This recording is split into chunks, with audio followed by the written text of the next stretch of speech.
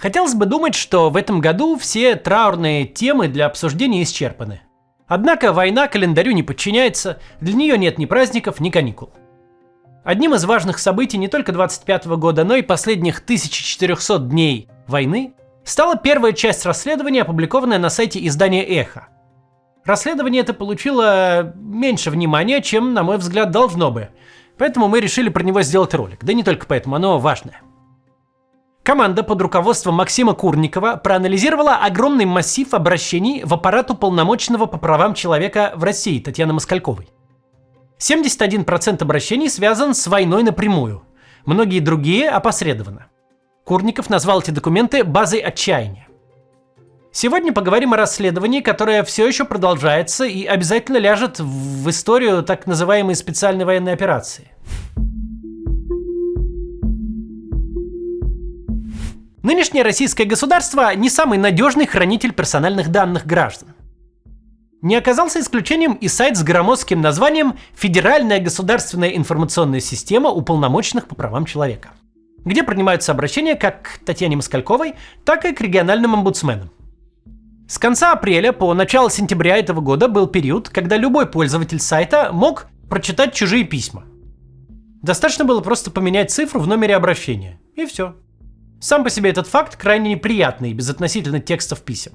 Ведь речь о людях в уязвимом положении, которые излагают максимально чувствительную информацию. А тут просто номер в браузере меняешь и читай себе их подряд. Но журналисты, благодаря этой уязвимости, изучили массив обращений к уполномоченным за 4 месяца. За вычетом повторяющихся и ошибочных их оказалось 9476. Некоторые коллективные. Одну из жалоб подписали 97 человек. 6739 обращений непосредственно связаны с войной. Из них более 6000 касаются российских военных. Одно из них Максим Курников зачитал сам.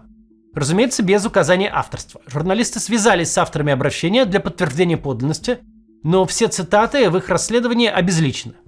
Жена мобилизованного пишет. У моего мужа психика уже никакая.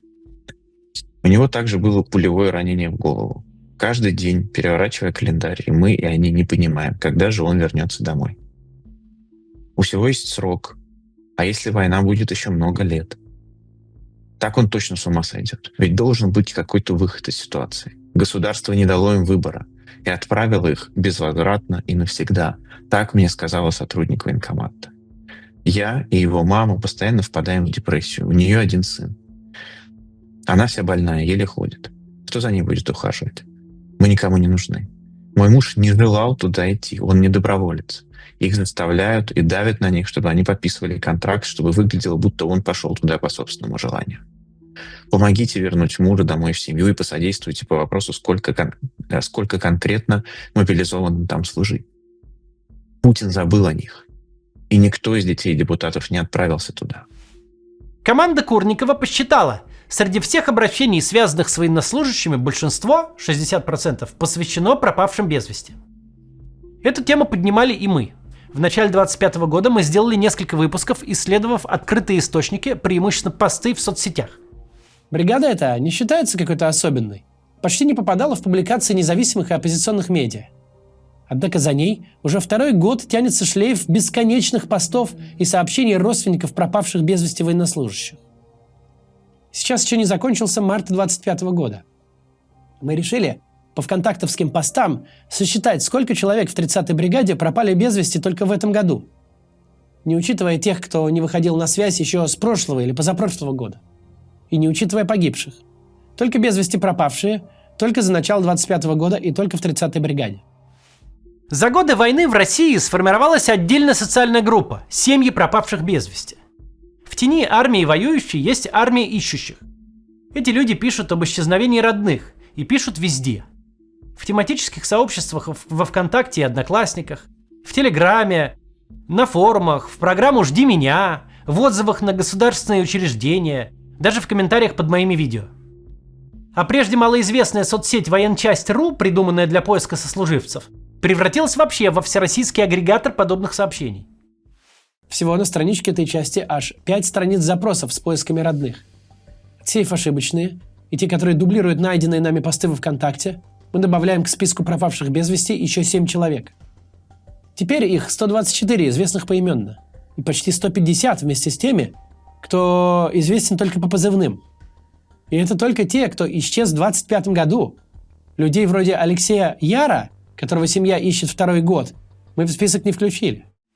Документы, с которыми работал Максим Курников, отличаются от постов и комментариев, которые разбирали мы. Обращения в аппарат уполномоченного по правам человека не публичны, и там люди пишут гораздо более развернуто. Сейчас с вами посмотрим, что они пишут. Сначала небольшая реклама, посмотрите, пожалуйста. Roblox по просьбе Роскомнадзора неоднократно удалял игры. Но их там десятки миллионов, все никак не проверишь. Поэтому Роскомнадзор решил запретить целиком платформу, у которой пользовались миллионы россиян ежедневно. В интернете шутят, блокируя Roblox, Роскомнадзор массово обучает школьников подключению к VPN. Но в таких штуках есть доля правды. VPN сейчас необходим практически всем социальным группам. От совсем юного возраста, когда ребенок смотрит мультики на Ютубе, до пожилого человека, когда необходимо быть на связи с близкими и иметь возможность им позвонить. А бесплатные VPN-сервисы с нагрузкой не справляются. Лучше, конечно, приобрести платную подписку. Тем более сейчас удачный момент для этого. У сервиса Дурев VPN идет новогодняя распродажа. Сервис этот работает на новейших протоколах, которые обходят даже самые жесткие блокировки, в том числе белые списки. Трафик маскируется так, что провайдеры не видят использования VPN, благодаря чему звонки в мессенджерах проходят без перебоев, а соединение остается стабильным, даже когда другие сервисы уже перестают работать. Устанавливается Дурев VPN за пару минут через Telegram-бота или официальный сайт, как вам удобнее. К одному аккаунту можно подключить сколько угодно устройств – смартфон, ноутбук и телевизор. Хватит на всю семью. А если еще и знакомых пригласите, то получите за это бонусные дни или деньги, в зависимости от того, что сами выберете. В рамках новогодней распродажи у Дурев VPN действуют мега-скидки на все подписки до 70%. Если вы не успели на распродажу, то подключайте Дурев VPN по моему промокоду CATS со скидкой в 25%.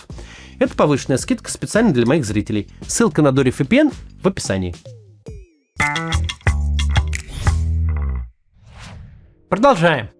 Война идет более 46 месяцев. Выборка из нескольких тысяч обращений за 4 месяца довольно узкая, но качественная. В обращениях очень много деталей. Это прямая речь людей, которым путинская война разрушила жизнь. Ничего не можем узнать. Вся группа, ушедшая на боевое задание, пропала без вести. В части бойцы пропадают целыми группами. Я общаюсь с родственниками сослуживцев сына. За 1,5 месяца нас уже более 70 человек. В части никто ничего не говорит. Прислали жене сына только извещение о статусе без вести пропавшего. На горячей линии дозвониться нереально. Из 20 госпиталей ответили только 4. ДНК сдали, ответа нет. Молю вас о помощи в поиске сына. Ранен он, в плену или погиб? Ведь у него остались 3 детей. Пусть вернут хотя бы тело.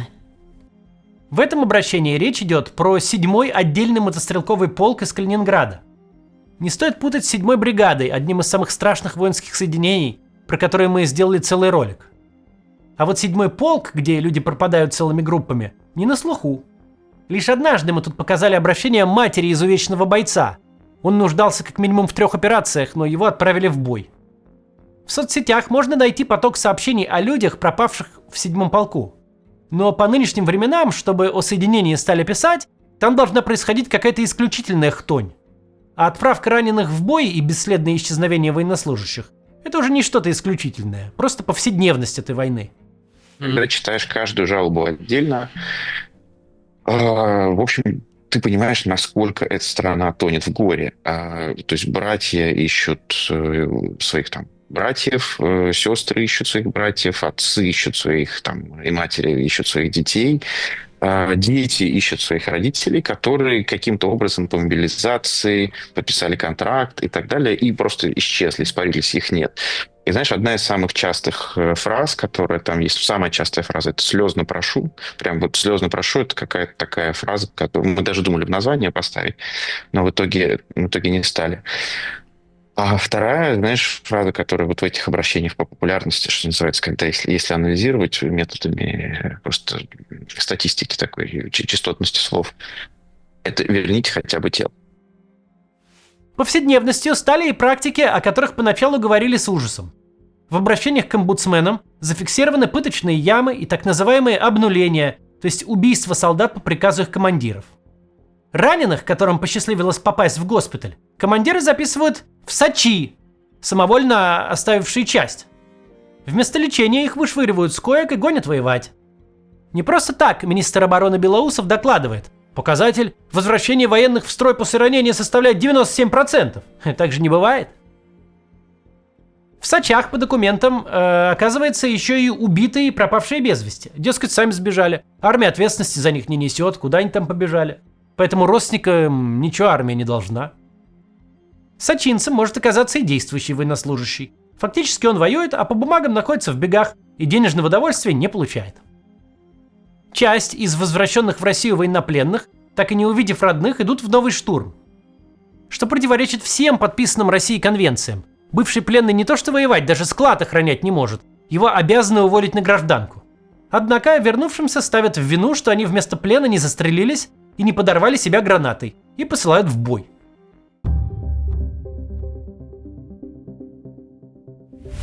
В интервью на канале «Игрянул Грэм» Максима Курникова спросили об отношении к семьям военных. Один из зрителей написал, что сострадание здесь, мол, неуместно. И вот что ответил Максим, прочитавший все те обращения. У меня есть такое качество, которое мне очень мешает жить. Я ставлю себя на место человека, который, пишет это, да. Я когда читаю, я читаю это, и я начинаю это чувствовать. Мне после 5-6 писем стало, честно говоря, нехорошо. И когда мы несколько месяцев работали над этим материалом, я могу сказать, что это жуткое. Это один из самых жутких материалов, это количество смерти, болезней, грязи, поисков, этой неизвестности, какой-то запредельной. Мне кажется, то, что Максим назвал качеством, мешающим жить, это огромная сила, которой лишен почти весь провоенный лагерь, за каким-то со всеми редкими исключениями. Мы уже 1000 раз цитировали спикеров, которым 300 тысяч туда, 300 тысяч сюда. Все без разницы. За цифрами людей мало кто видит. Мало кто хочет разбираться в частных судьбах. На днях Владимир Путин наградил Владимира Соловьева орденом за заслуги перед Отечеством 3-й степени. Телеведущий двинул речь о священной войне, на которой он и его поколение наконец обрели смысл жизни. Но реальным настроением людей, которые потеряли на войне родных и друзей, отвечает вовсе не соловьевская риторика, а то, что говорит Максим Курников. Если бы это было не так, не было бы нужды блокировать все площадки и признавать Эхо нежелательной организации, а Максима иностранным агентом. В грядущий год мы, думаю, войдем не только с грузом несчастья 4 последних лет, но и с ощущением перелома, который или уже случился, или скоро произойдет. В России уже нет тех, у кого не погиб, не пропал без вести знакомый или знакомый знакомого. Мало тех, кто не устал от бесконечной войны и связанных с ней утрат. Все больше тех, кто слышать не может уже не то что Соловьева, но даже обычных дикторов новостей, которые рапортуют о взятии очередного неизвестного никому в России села. В распоряжении Эхо оказались тысячи настоящих, не телевизионных, а живых голосов из России. Способность прочувствовать горе пишущих обращения, на мой взгляд, дает возможность говорить со страной на одном языке. Да, обращения граждан, которые изучает команда Курникова, посвящены не только российским военнослужащим. Там есть, например, целый блок жалоб на действия властей на оккупированных территориях Украины. Это тоже одна из центральных тем идущей сейчас войны. Есть письма к омбудсменам, связанные с правами российских заключенных. Все еще предстоит детально проанализировать. Выложенная на сайте Эхо публикация – это, по-видимому, только первая часть. Документов, найденных журналистами, может хватить на десятки больших статей и на разные темы, а в будущем – на историческую монографию. В конце этого года были запущены еще 2 важных проекта.